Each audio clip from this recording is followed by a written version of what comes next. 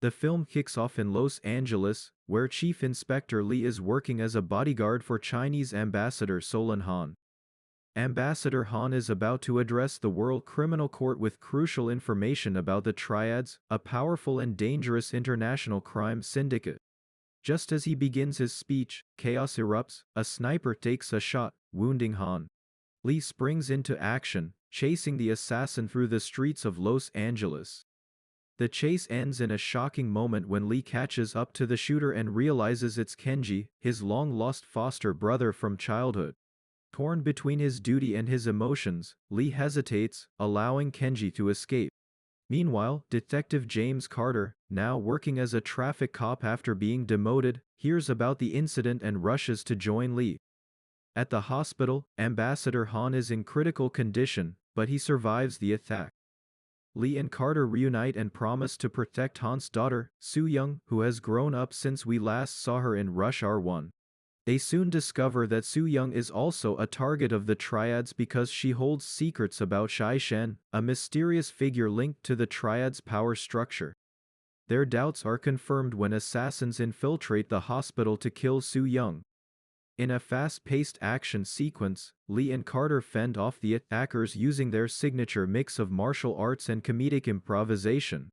After saving Soo-young, they realize that the only way to uncover the truth behind Shai Shen and stop the Triads is to follow the trail to Paris.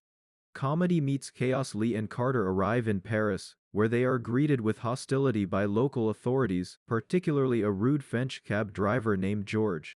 George initially mocks Americans but reluctantly becomes their ally after Carter teaches him how to embrace his inner toughness. This subplot adds plenty of comedic moments as George's transformation unfolds throughout the movie.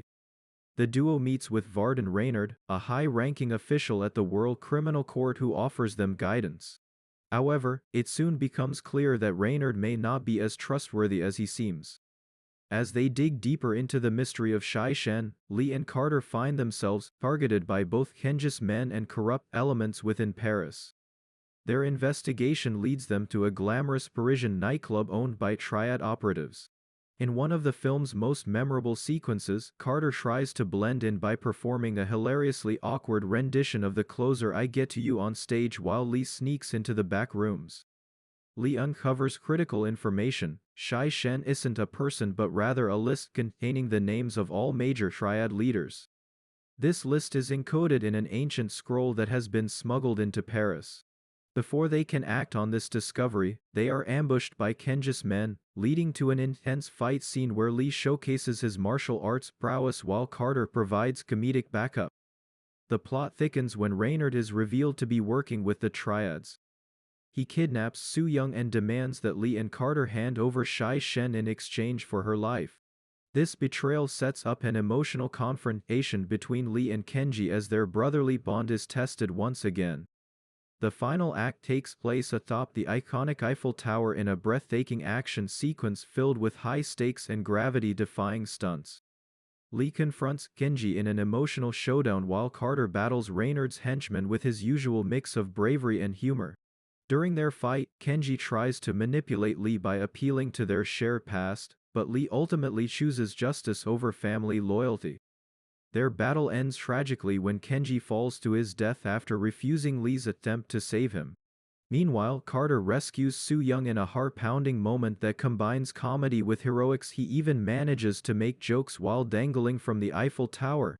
Together, Lee and Carter defeat Reynard and recover Shai Shen, ensuring that the Triad's power structure is exposed. With their mission complete, Lee and Carter share a heartfelt moment reflecting on their partnership. Despite their differences and constant bickering, they realize they're more than just partners, they're family.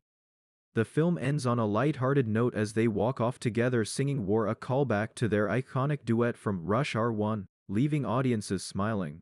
Rush Hour 3 delivers its signature blend of action-packed fight scenes, hilarious cultural clashes, and heartfelt moments as Lee and Carter prove once again that their friendship can overcome any obstacle, even international crime syndicates.